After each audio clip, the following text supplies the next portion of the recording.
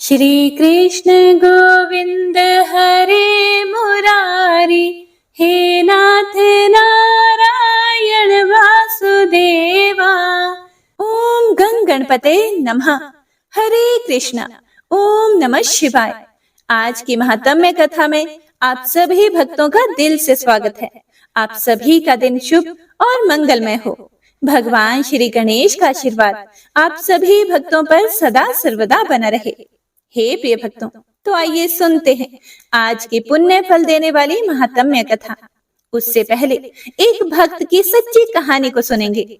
आज की इस कहानी को बड़े ही प्रेम से सुनिएगा। बहुत ही सुंदर और सच्ची कथा है। जय श्री गणेश। हे प्रिय भक्तों, राजस्थान के एक भक्त थे जिनका नाम था काले खां। वे एक मुस्लिम परिवार से थे, लेकिन वे भगवान श्री मदन मोहन जी के परम भक्त हुए हैं। और ये भक्त कैसे बने, तो आइए जानते हैं। पहले तो इनको केवल मंदिर में साफ सफाई का काम दिया गया था। पहले तो ये सिर्फ अपने घर को चलाने के लिए, रोजगारी के लिए मंदिर जाया करते थे। उस समय भगवान के प्रति इनका कोई भाव नहीं था। लेकिन हे प्रिय भक्तों, प्रतिदिन इसी भाव से मंदिर जाने का यह प्रभाव हुआ कि धीरे धीरे इनको ठाकुर जी की भक्ति की लत लगने लग गई। अब तो ऐसी स्थिति हो गई कि पूरे दिन मंदिर में ही रहते और मंदिर में बैठ करके ठाकुर जी को ही निहारते रहते। बीच बीच में भोजन करने के लिए सभी लोग अपने अपने घर जाते, लेकिन ये वहीं बैठे बैठे ठाकुर जी को देखते रहते। और इसी का प्रभाव ऐसा हुआ कि इनके सभी परिवार के लोग इनके बड़े विमुख हो गए, और सबसे ज्यादा तो इनकी पत्नी।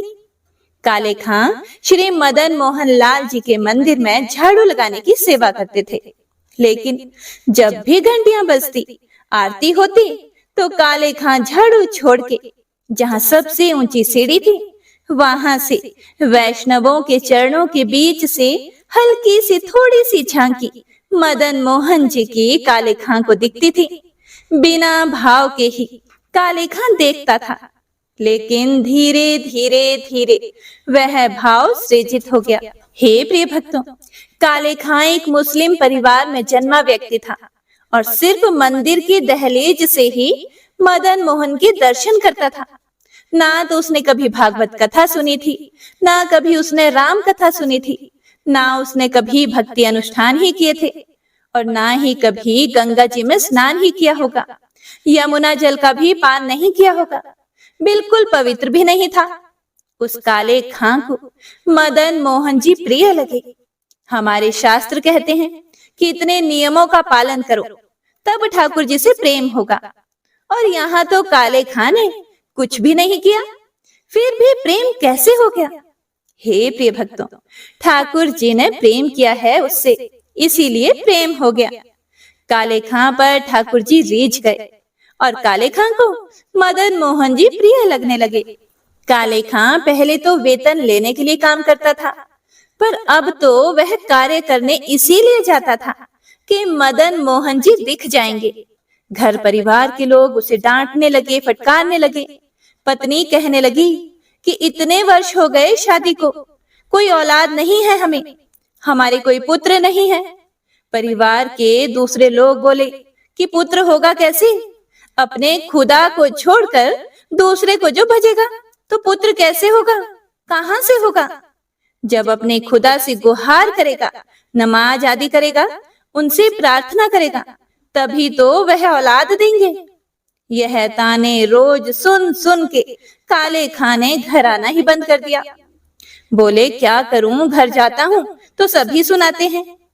एक दिन वह इतना परेशान हो गया कि मदन मोहन जी के सामने खड़े होकर बोला, हे मदन मोहन जी, मुझे पुत्र की कामना नहीं है, पर मैं चाहता हूँ कि मेरी पत्नी का मुंह बंद हो जाए।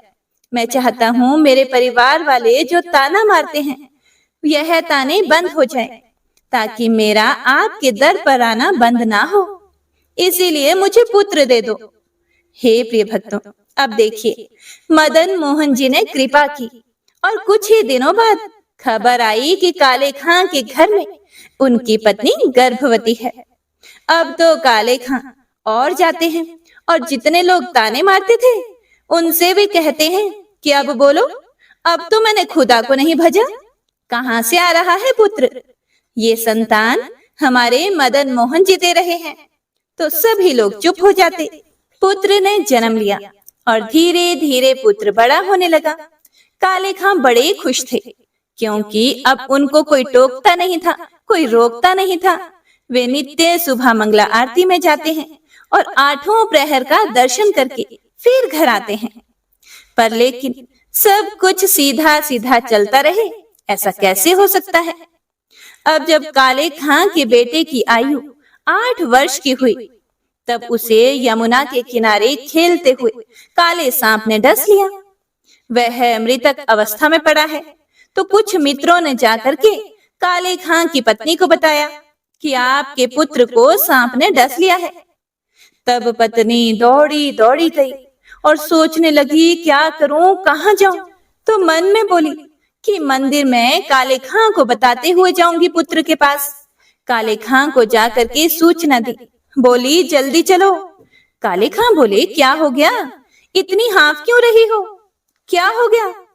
फिर पत्नी बोली, हमारा पुत्र यमुना किनारे खेलने के लिए गया था, उसको एक सांप ने डस लिया है।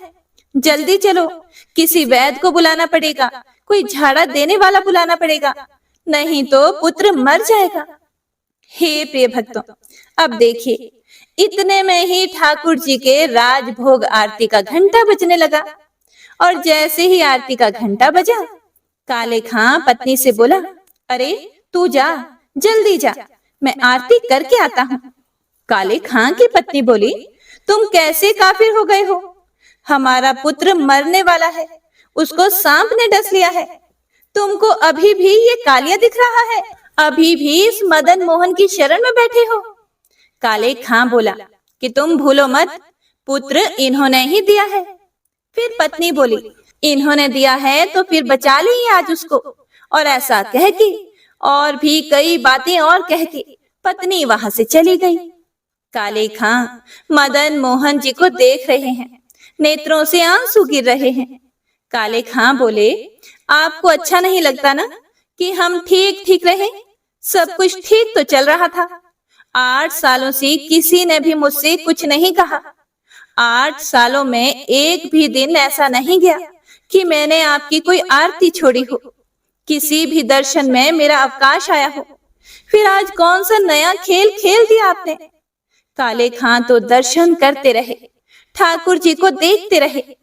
इतने में ही पीछे से पत्नी अपने मृतक पुत्र को उसके मुख से झाग निकल रहा था, पूरा शरीर नीला पड़ गया था। उस पुत्र को ला करके काले खां के बगल में रख दिया मदन मोहन जी के मंदिर की दहलीज के बाहर, और बोली, बहुत कहते हो ना कि मदन मोहन जी ने दिया है, अब कह दो उनसे कि बचाए इसको।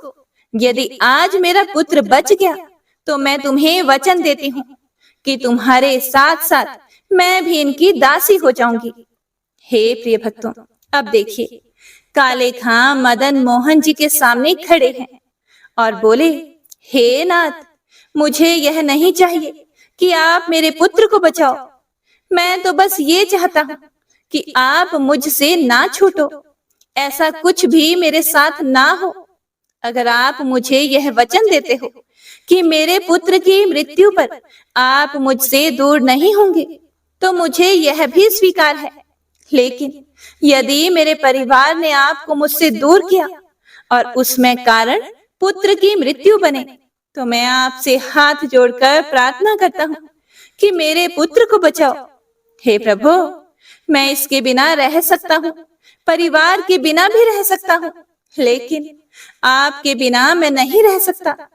और अगर मेरे पुत्र को कुछ हो गया तो मेरा परिवार मुझे आपके संग रहने नहीं देगा।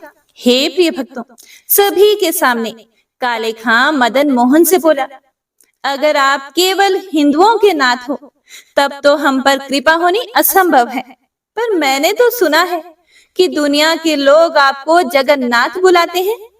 आप जग के नाथ हो हिंदुओं के नाथ तो हमारा कोई दावा नहीं, पर हो जगत के नाथ तो हमारी सुध लीजिए। हे प्रिय भक्तों, काले खां ने जैसे ही यह पंक्ति पूर्ण की, पूर्ण करते ही देखा कि काले खां के हाथ को पकड़े उसका पुत्र बगल में खड़ा है। काले खां ने जैसे ही देखा अपने पुत्र को, और पुत्र कहने लगा, पिताजी वह कहाँ है? यह सुनकर पिता बोले कि कौन? फिर बेटा बोला कि जिसने आकर के मुझको उठाया, जो मुझसे अभी वचन देकर गया है कि तू उठ जा, मैं तेरे साथ खेलूंगा। मैं तो लेट रहा था, मैं कह रहा था कि नहीं, मुझे तो सोना है, मैं तो जा रहा हूँ, मुझे नहीं आना वापस। लेकिन वह मुझे वचन देकर गया कि तू अगर आएगा तो मैं तेरे साथ खेलूंगा। वह कहाँ है पिताजी? काले खां बोला, किसकी बात कर रहे हो बेटा? पुत्र बोला कि सांवला सा था, उसमें से चंदन की सुगंध ही आ रही थी। कटाक्ष नेत्र थे। पिताजी, नेत्र कोई देख ले तो ऐसा लगे कि ऐसे नेत्र दुनिया में किसी के नहीं है। ऐसी सुंदर मुस्कान थी। पिताजी, वो कहाँ है? काले खां ने अपने पुत्र को गोद में उठाया और कहा, सामने देख। हे प्रिय भक्तों, जैसे ही पुत्र ने मदन मोहन जी को देखा, 8 वर्ष के पुत्र के नेत्र भी सजल हो गए। हाँ पिताजी, यही तो आए थे मेरे पास, यही तो मुझे उठा कर लाए हैं। काले खां का पूरा परिवार श्री मदन मोहन जी के चरणों में नतमस्तक हो गया। हे प्रिय भक्तों, तो ऐसे हैं हमारे ठाकुर जी, मदन मोहन लाल जी। तो सभी प्रेम से बोलिए, मदन मोहन लाल की जय। तो यह थी आज की कहानी। उम्मीद करती हूँ कि आप सभी को बहुत ही पसंद आई होगी। तो आइए अब सुनते हैं आज की महात्म्य कथा में आगे का वृतांत। ओम नमो नारायणाय। हे प्रिय भक्तों, नारद जी बोले, हे प्रभु, गणेश के स्तोत्र तथा उनके मनोहर पूजन को तो मैंने सुन लिया। हे प्रभु, अब मुझे जन्म मृत्यु के चक्र से छुड़ाने वाले कवच की सुनने की इच्छा है। तब भगवान श्री नारायण बोले, हे नारद, उस देव सभा के बीच में जब गणेश जी की पूजा समाप्त हुई, तब शनिश्चर ने सबके तारक जगत गुरु विष्णु जी से कहा। शनिश्चर बोले, वेद वेत्ताओं में श्रेष्ठ हे भगवान, संपूर्ण दुखों के विनाश और दुख की पूर्णतया शांति के लिए विघ्नहंता गणेश के कवच का वर्णन कीजिए। हे प्रभु, हमारा माया शक्ति के साथ विवाद हो गया है, इसीलिए उस विघ्न के प्रशमन के लिए मैं उस कवच को धारण करूंगा। उसके बाद भगवान विष्णु जी ने कवच की गोपनीयता और महिमा बताते हुए कहा, हे सूर्यनंदन, 10 लाख जप करने से कवच सिद्ध हो जाता है। जो मनुष्य कवच सिद्ध कर लेता है, वह मृत्यु को जीतने में समर्थ हो जाता है। सिद्ध कवच वाला मनुष्य उसके ग्रहण मात्र से भूतल पर वाग्मी, चिरजीवी, सर्वत्र विजयी और पूज्य हो जाता है। इस माला मंत्र को तथा इस पुण्य कवच को धारण करने वाले मनुष्यों के सारे पाप निश्चय ही नष्ट हो जाते हैं। भूत, प्रेत, पिशाच, कुष्मांड, ब्रह्म राक्षस, डाकिनी, योगिनी, बेताल आदि बाल ग्रह तथा क्षेत्रपाल आदि कवच के शब्द मात्र के श्रवण से भयभीत होकर भाग खड़े होते हैं। जैसे गरुड़ के पास सर्प नहीं जाते, उसी तरह कवचधारी पुरुषों के निकट आधि अर्थात मानसिक रोग, व्याधि अर्थात शारीरिक रोग और भयदायक शोक नहीं फटकते। इसे अपने सरल स्वभाव वाले गुरु भक्त शिष्य को ही बतलाना चाहिए। हे शनिश्चर, इस संसार मोहन नामक कवच के प्रजापति ऋषि हैं, बृहति छंद हैं और स्वयं लंबोदर गणेश देवता हैं। धर्म, अर्थ, काम और मोक्ष में इसका विनियोग कहा गया है। हे मुने, यह संपूर्ण कवचों का सारभूत है। ओम गंग हुम श्री गणेशाय स्वाहा, यह मेरे मस्तक की रक्षा करे। 32 अक्षरों वाला मंत्र सदा मेरे ललाट को बचावे। ओम ह्रीम क्लीम श्रीम गम, यह निरंतर मेरे नेत्रों की रक्षा करे। विघ्नेश भूतल पर सदा मेरे तालू की रक्षा करे। ओम ह्रीम श्रीम क्लीम, यह निरंतर मेरी नासिका की रक्षा करे तथा ओम गम गम शूर्पकर्णाय स्वाहा यह मेरे ओठ को सुरक्षित रखे। षोडशाक्षर मंत्र मेरे दांत, तालु और जीभ को बचाएं। ओम लम श्रीम लंबोदराय स्वाहा सदा गंड स्थल की रक्षा करे। ओम क्लीम ह्रीम विघ्ननाशाय स्वाहा सदा कानों की रक्षा करे। ओम श्रीम गम गजाननाय स्वाहा सदा कंधों की रक्षा करे। ओम ह्रीम विनायकाय स्वाहा सदा पृष्ठ भाग की रक्षा करे। ओम क्लीम ह्रीम कंकाल की रक्षा करे और गम वक्ष स्थल की रक्षा करे। विघ्न निहंता हाथ, पैर तथा सर्वांग को सुरक्षित रखे। पूर्व दिशा में लंबोदर और अग्नि कोण में विघ्न नायक रक्षा करें। दक्षिण में विघ्नेश और नैऋत्य कोण में गजानन रक्षा करें। पश्चिम में पार्वती पुत्र, वायव्य कोण में शंकरात्मज, उत्तर में परिपूर्णतम श्री कृष्ण का अंश, ईशान कोण में एकदंत और उधर्व भाग में हिरंब रक्षा करें। अधोभाग में सर्व पूज्य गणाधीप सब ओर से मेरी रक्षा करें। शयन और जागरण काल में योगियों के गुरु मेरा पालन करें। हे वत्स, इस प्रकार जो संपूर्ण मंत्र समूहों का विग्रह स्वरूप है, उस परम अद्भुत संसार मोहन नामक कवच का मैंने तुमसे वर्णन कर दिया। हे सूर्यनंदन, इसे प्राचीन काल में गोलोक के वृंदावन में रास मंडल के अवसर पर श्री कृष्ण ने मुझ विनीत को दिया था, वही मैंने तुम्हें प्रदान किया है। तुम इसे जिस किसी को भी मत दे डालना। यह परम श्रेष्ठ, सर्व पूज्य और संपूर्ण संकटों से उबारने वाला है। जो भी मनुष्य विधि पूर्वक गुरु की अभ्यर्चना करके इस कवच को गले में अथवा दक्षिण भुजा पर धारण करता है, वह निःसंदेह विष्णु ही है। हे गहेंद्र, हजारों अश्वमेध और सैकड़ों वाजपेयी यज्ञ इस कवच की 16वीं कला की समानता नहीं कर सकती। जो मनुष्य इस कवच को जाने बिना शंकर सुवन गणेश की भक्ति करता है, उसके लिए 100 लाख जपने पर भी मंत्र सिद्धिदायक नहीं होता।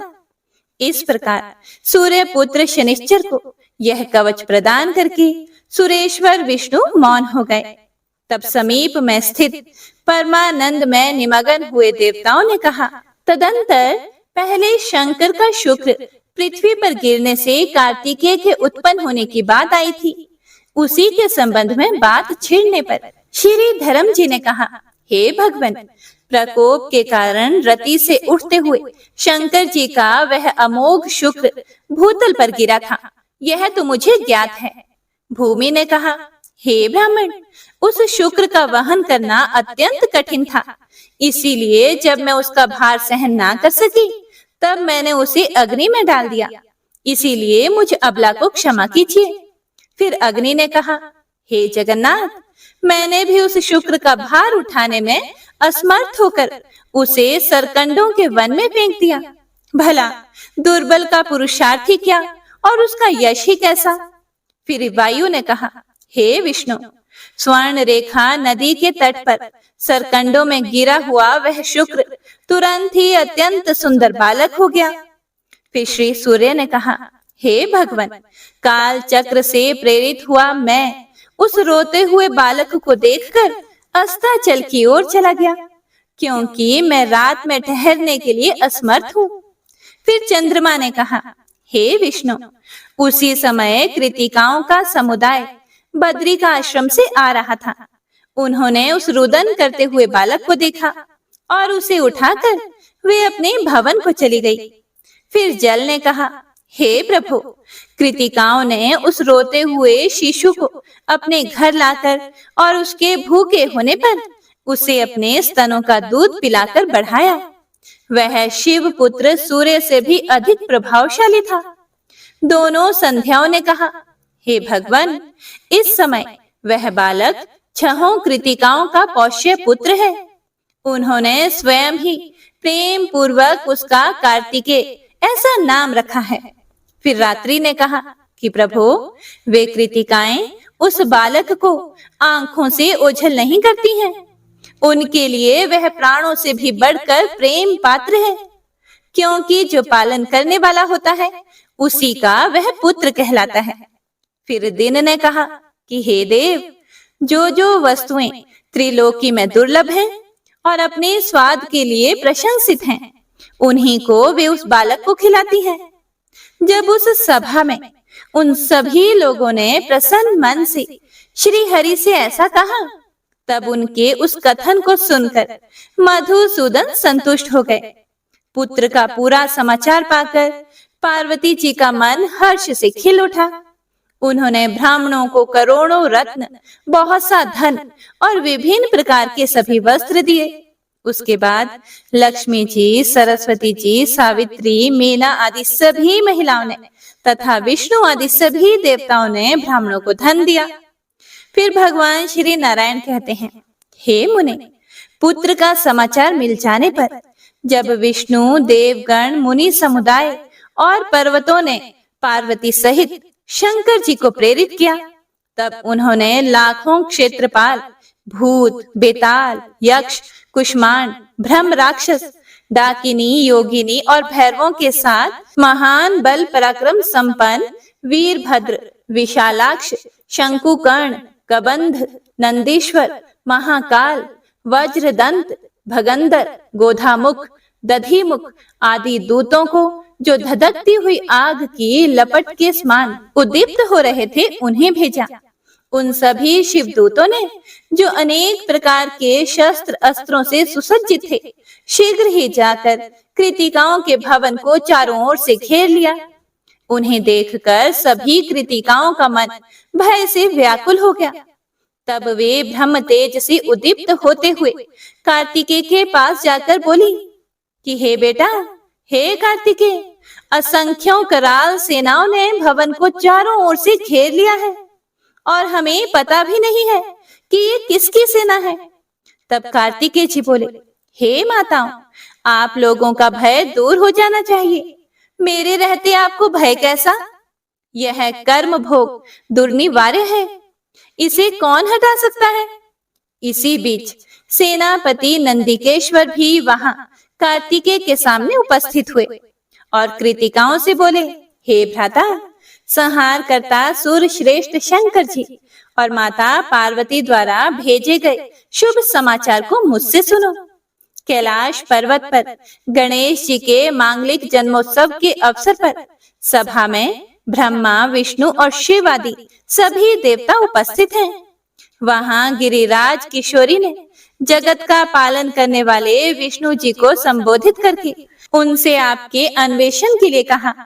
तब विष्णु जी ने आपकी प्राप्ति के निमित्त एक एक करके उन सभी देवों से पूछा। उनमें से प्रत्येक ने यथोचित उत्तर भी दिया। उन्हीं में धर्म अधर्म के साक्षी धर्म आदि सभी देवताओं ने परमेश्वर को आपके यहाँ कृतिकाओं के भवन में रहने की सूचना दी। प्राचीन काल में शिव पार्वती की जो एकांत क्रीड़ा हुई थी, उसमें देवताओं द्वारा देखे जाने पर शंभु का शुक्र भूतल पर गिर पड़ा था। भूमि ने उस शुक्र को अग्नि में और अग्नि ने उसे सरकंडों के वन में फेंक दिया। वहां से इन कृतिकाओं ने आपको पाया है। अब आप अपने घर चलो, वहां आपको संपूर्ण शस्त्र अस्त्रों की प्राप्ति होगी। विष्णु देवताओं को साथ लेकर आपका अभिषेक करेंगे और तब आप तारकासुर का वध करोगे। आप विश्व संहर्ता शंकर जी के पुत्र हो, इसीलिए ये कृतिकाएं आपको उसी तरह नहीं छुपा सकती जैसे शुष्क वृक्ष अपने कोटर में अग्नि को गुप्त नहीं रख सकता। आप तो विश्व में दीप्तिमान हो। इन कृतिकाओं के घर में आपकी उसी प्रकार शोभा नहीं हो रही जैसे महाकूप में पड़े हुए चंद्रमा शोभित नहीं होते। जैसे सूर्य मनुष्य के हाथों की ओट में नहीं छिप सकते, उसी तरह आप भी इनके अंग तेज से आच्छादित ना होकर जगत को प्रकाशित कर रहे हो। हे शंभुनंदन, आप तो जगत व्यापी विष्णु हो, इसीलिए इन कृतिकाओं के व्याप्य नहीं हो। जैसे आकाश किसी का व्याप्य नहीं है, बल्कि वह स्वयं ही सबका व्यापक है। आप विषयों से निर्लिप्त योगींद्र हो। तथा विश्व के आधार और परमेश्वर हो। ऐसी दशा में कृतिकाओं के भवन में आप सर्वेश्वर का निवास होना उसी प्रकार संभव नहीं है जैसे शूद्र गोरैया के उदर में गरुड़ का रहना असंभव है।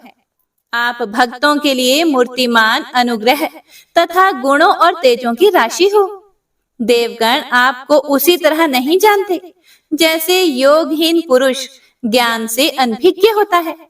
जैसे मोहित चित्त वाले भक्तिहीन मनुष्यों को हरि की उत्कृष्ट भक्ति का ज्ञान नहीं होता, उसी तरह ये कृतिकाएं आपको कैसे जान सकती है, क्योंकि आप अनिवर्चनीय हो। हे भ्राता, जो लोग जिसके गुण को नहीं जानते वे उसका अनादर ही करते हैं। जैसे मेंढक एक साथ रहने वाले कमलों का आदर नहीं करते। फिर कार्तिकेय जी बोले, हे भ्राता, जो भूत भविष्य वर्तमान तीनों कालों का ज्ञान है वह सब मुझे ज्ञात है। आप भी तो ज्ञानी हो, क्योंकि मृत्युंजय के आश्रित हो। ऐसी दशा में आपकी क्या प्रशंसा की जाए। भाई, कर्म के अनुसार जिनका जिन जिन योनियों में जन्म होता है वे उन्हीं योनियों में निरंतर रहते हुए निर्वृत्ति लाभ करते हैं। वे चाहे संत हो अथवा मूर्ख हो, जिन्हें कर्म भोग के परिणाम स्वरूप जिस योनि की प्राप्ति हुई है वे विष्णु माया से मोहित होकर उसी योनि को बहुत बढ़कर समझते हैं।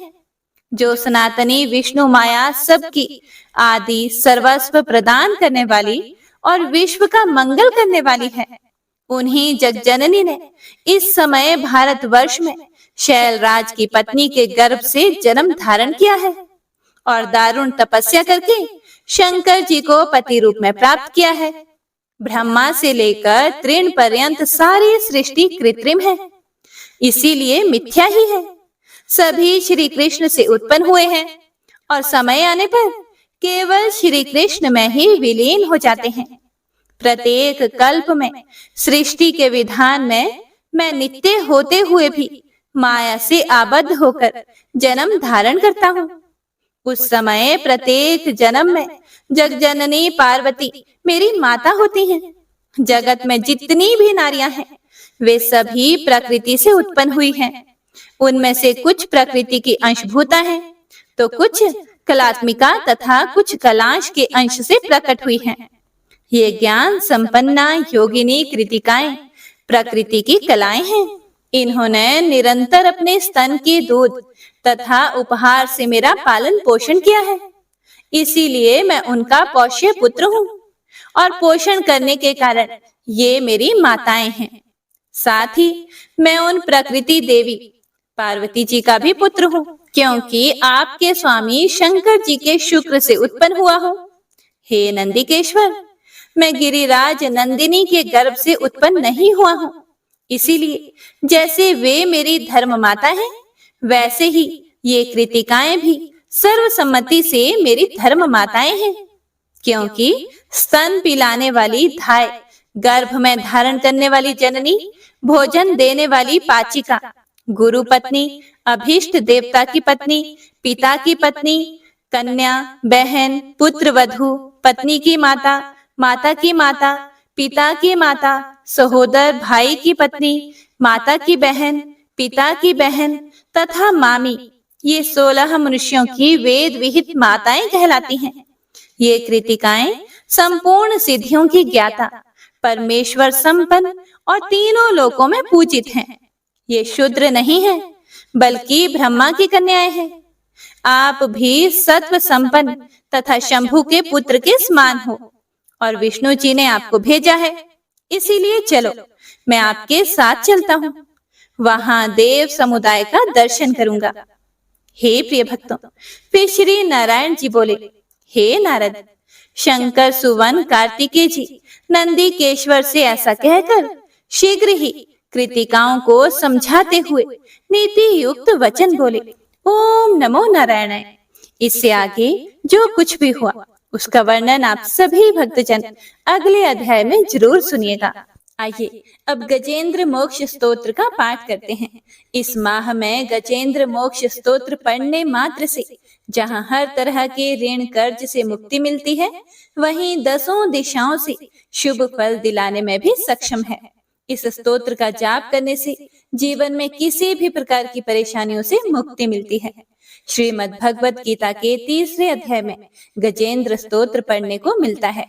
इस स्तोत्र में हाथी और मगरमच्छ के साथ हुए युद्ध का वर्णन किया गया है और गजेंद्र जब युद्ध से हार जाता है तो भगवान श्री हरि विष्णु का ध्यान करके उनकी स्तुति करता है और उसकी स्तुति से प्रसन्न होकर भगवान श्री हरि विष्णु आते हैं और उसे मोक्ष प्रदान करते हैं। और हे प्रिय भक्तों, इस पाठ को करते समय अगर हम अपने मन में यह भावना रखें कि हे श्री हरि विष्णु, हे मेरे प्रभु, जिस प्रकार से आपने गजेंद्र को परेशानी से बाहर निकाला, उसी प्रकार से हमें भी हमारी परेशानियों से बाहर निकालिए, तो यकीन मानिए निश्चित ही भगवान श्री हरि विष्णु हमारी मदद स्वयं करते हैं। तो आइए अब सच्चे मन से भगवान श्री हरि विष्णु का ध्यान करके इस परम कल्याणकारी स्तोत्र का पाठ करते हैं। जय श्री हरि विष्णु। शुक जी ने कहा कि बुद्धि के अनुसार पिछले अध्याय में वर्णन किए गए रीति से अपने मन को नियंत्रित करके और हृदय को स्थिर करके गजेंद्र अपने पिछले जन्म में याद किए गए सर्वोच्च कार्य और बार बार जप किए जाने वाले स्तोत्र का जाप करने लगा। गजेंद्र ने मन ही मन श्री हरि को ध्यान करते हुए कहा, जिनके प्रवेश करने से शरीर और मन चेतन की तरह व्यवहार करने लगते हैं, ओम द्वारा लक्षित और पूरे शरीर में प्रकृति और पुरुष के रूप में प्रवेश करने वाले उस सर्वशक्तिमान देवता का मैं मन ही मन स्मरण करता हूँ, जिनके सहारे ये पूरा संसार टिका हुआ है, जिनसे ये संसार अवतरित हुआ है और जिन्होंने प्रकृति की रचना की है और जो खुद उसके रूप में प्रकट हैं, लेकिन इसके बावजूद भी वो इस पूरी दुनिया से सर्वोपरि और श्रेष्ठ हैं। ऐसे अपने आप और बिना किसी कारण के भगवान की मैं शरण में जाता हूँ और अपने संकल्प शक्ति के बल पर अपने ही स्वरूप में रचित और सृष्टि काल में प्रकट एवं प्रलय में अप्रकट रहने वाले इस शास्त्र प्रसिद्धि प्राप्त कार्य कारण रूपी संसार को, जो बिना कुंठित दृष्टि के साक्ष्य रूप में देखते रहने पर भी लिप्त नहीं होते, चक्षु आदि प्रकाशकों के परम प्रकाशक प्रभु, आप मेरी रक्षा करें। बीतते गए समय के साथ तीनों लोकों और ब्रह्मादि लोकपालों के पंचभूत में प्रवेश कर जाने पर और पंचभूतों से लेकर महत्वपूर्ण सभी कारणों के उनकी परम करुणा स्वरूप प्रकृति में मगन हो जाने पर उस समय दुर्गेय और घोर अंधकार रूपेण प्रकृति ही बच रही थी। उस अंधकार से परे अपने परम धाम में जो सर्वव्यापी भगवान सभी दिशाओं में प्रकाशित होते रहते हैं, वो भगवान मेरी रक्षा करें।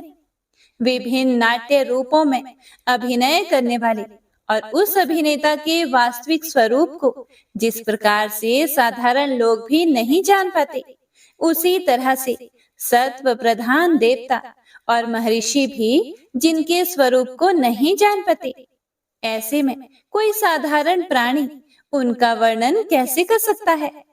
ऐसे दुर्गम चरित्र वाले भगवान मेरी रक्षा करें। अनेकों शक्ति से मुक्त सभी प्राणियों को आत्म बुद्धि प्रदान करने वाले, सबके बिना कारण हित और अतिशय साधु स्वभाव ऋषि मुनिजन, जिनके परम स्वरूप को देखने की इच्छा के साथ वन में रहकर अखंड ब्रह्मचर्य तमाम अलौकिक व्रतों को नियमों के अनुसार पालन करते हैं, ऐसे प्रभु ही मेरी गति है। वह जिनका हमारी तरह ना तो जन्म होता है और ना जिनके द्वारा अहंकार प्रेरित कर्म ही होते हैं, जिनके निर्गुण स्वरूप का ना कोई नाम है और ना ही कोई रूप है, इसके बावजूद भी समय के साथ इस संसार की सृष्टि और प्रलय के लिए अपनी इच्छा से अपने जन्म को स्वीकार करते हैं। उन अनंत शक्ति संपन्न परम ब्रह्म परमेश्वर को मेरा नमस्कार है। उन प्राकृत आकार रहित और अनेक रूप वाले अद्भुत भगवान को मेरा बारंबार नमस्कार है। स्वयं प्रकाशित सभी साक्ष्य परमेश्वर को मेरा शत शत नमन है। वैसे देव जो मन, वाणी और चित्त वृत्तियों से परे हैं, उन्हें मेरा बारंबार नमस्कार है। विवेक से परिपूर्ण पुरुष के द्वारा सभी सत्व गुणों से परिपूर्ण निवृत्ति धर्म के आचरण से मिलने योग्य और मोक्ष सुख की अनुभूति रूपी भगवान को मेरा नमस्कार है। सत्व गुणों को स्वीकार करके शांत, रजोगुण को स्वीकार करके घोर और तमोगुण को अपनाकर मूढ़ से प्रतीत होने वाले भेद रहित अतएव सदा संभाव से स्थित ज्ञान धन प्रभु को मेरा नमस्कार है। शरीर, इंद्रिय आदि के समुदाय रूप सभी पिंडों के ज्ञाता, सबके स्वामी और साक्षी स्वरूप प्रभु को मेरा बारंबार नमस्कार है। सबके अंतर्यामी, प्रकृति के भी परम कारण लेकिन स्वयं कारण रहित भगवान को मेरा शत शत नमस्कार है।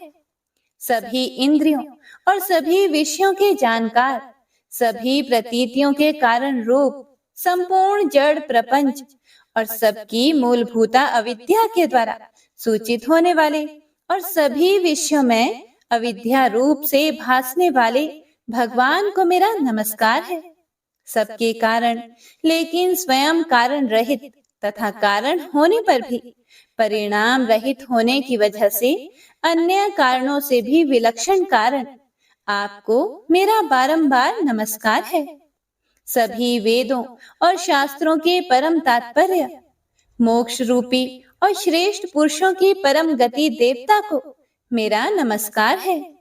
वह जो त्रिगुण रूपों में छिपी हुई ज्ञान रूपी अग्नि है, वैसे गुणों में हलचल होने पर जिनके मन में संसार को रचने की वृत्ति उत्पन्न हो उठती हो और जो आत्मा तत्व की भावना के द्वारा विधि निषेध रूप शास्त्र से भी ऊपर उठे हों, जो महाज्ञानी महात्माओं में स्वयं प्रकाशित हो रहे हैं, ऐसे भगवान को मेरा नमस्कार है।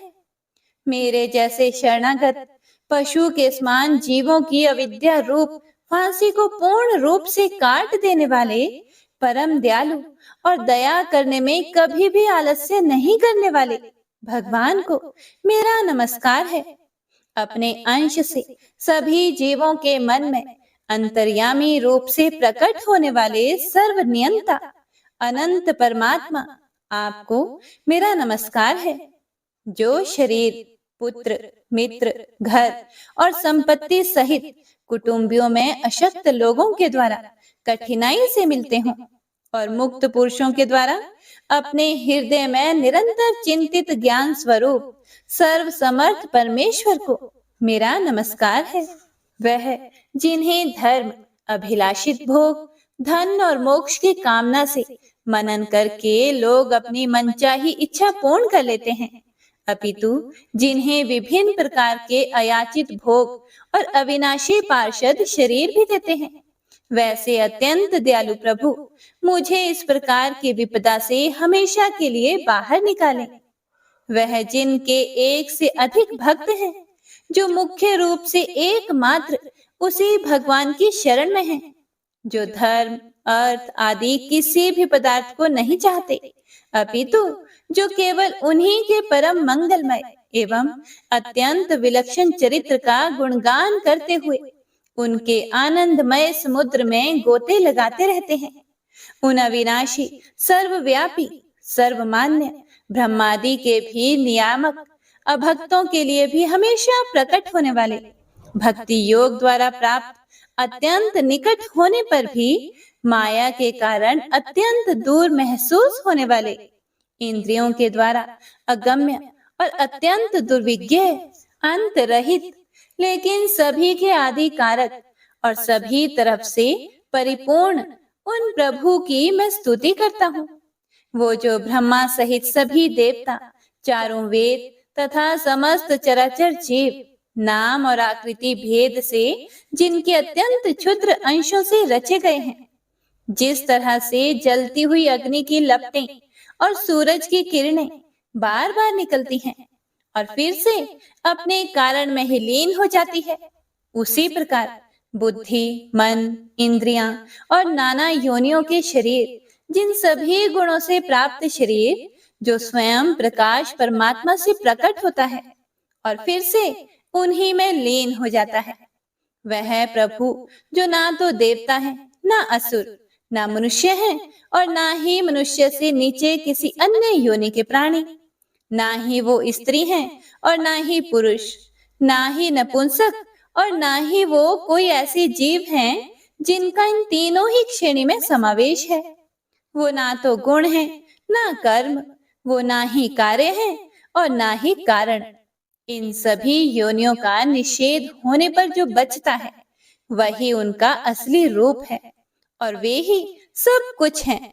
ऐसे प्रभु मेरा उत्थान करने के लिए प्रकट हो।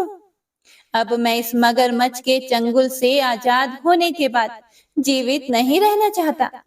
इसकी वजह ये है कि मैं सभी तरफ से अज्ञानता से ढके इस हाथी के शरीर का क्या करूं? मैं आत्मा के प्रकाश से ढक देने वाले अज्ञानता से युक्त इस हाथी के शरीर से मुक्त होना चाहता हूँ, जिसका काल क्रम से अपने नाश नहीं होता, बल्कि ईश्वर की दया और ज्ञान से उदय हो पाता है। इस प्रकार से मोक्ष के लिए लालायित संसार के रचयिता स्वयं संसार के रूप में प्रकट, लेकिन संसार से परे, संसार में एक खिलौने की भांति खेलने वाले, संसार में आत्म रूप से व्याप्त अजन्मा, सर्वव्यापी एवं प्रापत्य वस्तुओं में सर्वश्रेष्ठ श्री हरि का केवल स्मरण करता हूँ और उनकी शरण में जाता हूँ, जिन्होंने भगवत भक्ति रूपी योग के द्वारा कर्मों को जला डाला है, जिन्हें समस्त योगी ऋषि अपने योग के द्वारा अपने शुद्ध हृदय में प्रकट देखते हैं। उन योगेश्वर भगवान को मेरा नमस्कार है। वह जिनके त्रिगुणे शक्तियों का राग, रूप, वेग और असह्य है, जो सभी इंद्रियों के विषय रूप में मौजूद है। वह जिनकी इंद्रियां समस्त विषयों में ही बसी रहती है। ऐसे लोगों को जिनको मार्ग मिलना भी संभव नहीं है, वैसे शरणागत एवं अपार शक्तिशाली वाले भगवान आपको मेरा बारंबार नमस्कार है।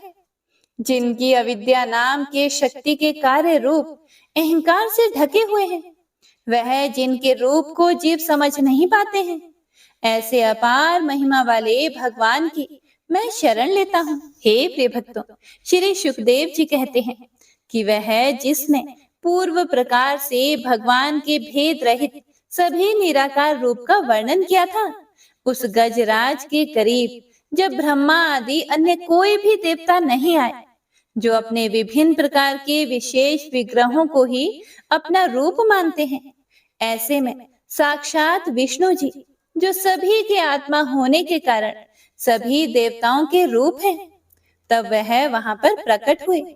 गजराज को इस प्रकार से दुखी देखकर और उसके पढ़े गए स्तुति को सुनकर चक्रधारी प्रभु इच्छानुसार वेग वाले गरुड़ की पीठ पर सवार होकर सभी देवों के साथ उस स्थान पर पहुंचे जहां वह गज था।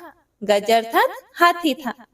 सरोवर के अंदर महाबलशाली मगरमच्छ द्वारा जकड़े और दुखी उस हाथी ने आसमान में गरुड़ की पीठ पर बैठे और हाथों में चक्र लिए भगवान श्री हरि विष्णु को आते हुए जब देखा, तो वह अपनी सूंड में पहले से ही उनकी पूजा के लिए रखे कमल के फूल को श्री हरि पर बरसाते हुए कहने लगा, सर्व पूज्य भगवान श्री हरि नारायण, आपको मेरा प्रणाम है। सर्व पूज्य भगवान श्री हरि, आपको मेरा नमस्कार है। लाचार हाथी को पीड़ित देखकर श्री हरि विष्णु गरुड़ से नीचे उतरकर सरोवर में उतर आए और वह दया से प्रेरित होकर ग्राह सहित उस गज को तुरंत ही सरोवर से बाहर निकाल आए और देवताओं के देखते ही देखते अपने चक्र से मगरमच्छ के गर्दन को काट दिया और हाथी को उस पीड़ा से बाहर निकाल लिया। तो इसी के साथ गजेंद्र मोक्ष स्तोत्र संपूर्ण हुआ। तो सभी एक बार प्रेम से बोलिए, भगवान श्री हरि विष्णु की जय।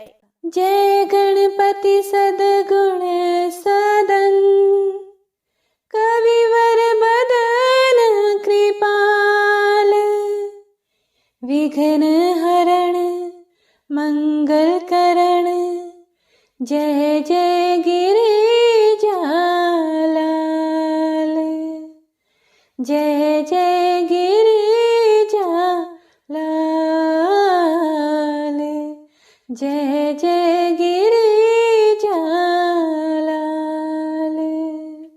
जय जय जय गणपति गणराजो, मंगल भरण करण शुभ काजो, जय गज बदन सदन सुखदाता, विश्व विनायक बुद्धि विधाता, वक्रतुंड शुच शुंड सुहावन, तिलक त्रिपुंड भाल मन भावन, राजित मणि मुक्त नूर माला, स्वर्ण मुकुट शिर नयन विशाला, पुस्तक पाणि कुठार त्रिशूलम, मोदक भोग सुगंधित फूलम, सुंदर पीतांबर तन साजित, चरण पादुका मुनि मन राजित, धन शिव सुवन षडानन भ्राता, गौरी ललन विश्व विधाता, रिद्धि सिद्धि तव चवर सुधारे, मूषक वाहन सोहत द्वारे, कहूँ जन्म शुभ कथा तुम्हारी, अति शुचि पावन मंगलकारी,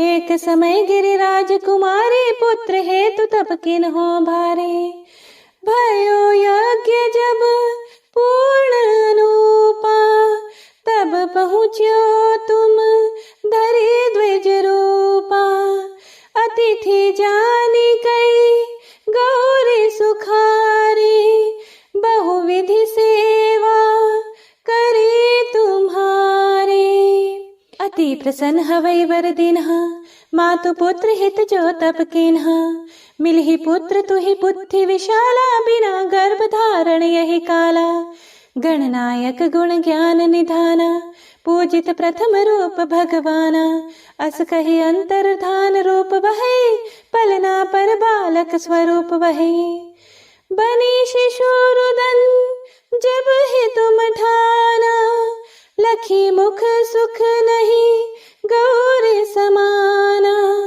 सकल मगन सुख मंगल गावही, नभते सूरन सुमन वर्षावही, शंभु माँ बहुदान लुटावही, सुर मुनि जन सुत देखन आवही, लखियति आनंद मंगल साजा, देखन भी आए शनि राजा, निज अवगुण गुणी शनि मन माही, बालक देखन चाहत नाही, गिरजा कछु मन भेद बढ़ायो, उत्सव मोर न शनि तुहि भायो, कहन लगे शनि मन सकुचाई, का करि हऊ शिशु मोहि दिखाई, नहीं विश्वास उमा और भयऊ, शनि सो बालक देखन कहयो, पढ़ते ही शनि दृग कोण प्रकाशा,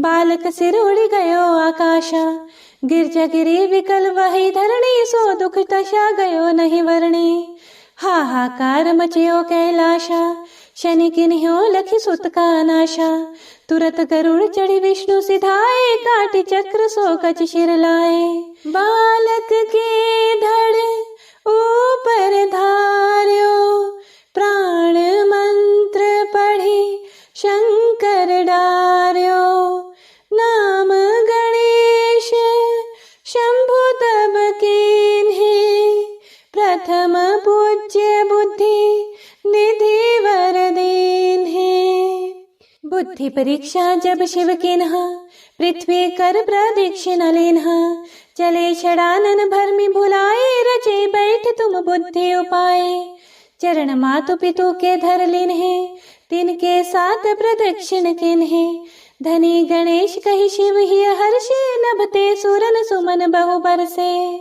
तुम्हारी महिमा बुद्धि बढ़ाई, शेष सहस मुख सकै न गाई। मैं मतिहीन मलिन दुखारी, करहूँ कौन विधि विनय तुम्हारी। भजत राम सुंदर प्रभु दासा, जग प्रयाग ककरा दुर्वासा। अब प्रभु दया दीन पर कीजे, अपनी भक्ति शक्ति कछु दीजे। श्री गणेश यह चालीसा, पाठ करे धर ध्यान। नित नव मंगल गृह बसे, लहे जगत सन्मान। संबंध अपने सहस्त्र दश, ऋषि पंचमी दिनेश। पूर्ण चालीसा भयो, मंगल मूर्ति गणेश। मंगल मूर्ति गणेश, मंगल मूर्ति गणेश। प्रेम से बोलिए गणपति महाराज की जय।